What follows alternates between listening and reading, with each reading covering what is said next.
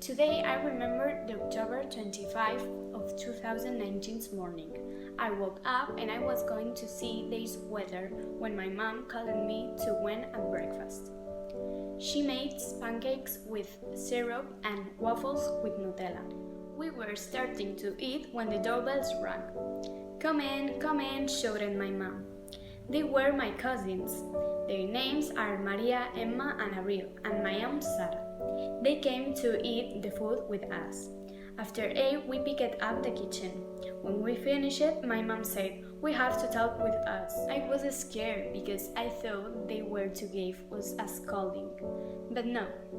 Today we decided to went to Portaventura, said my aunt. I couldn't believe it.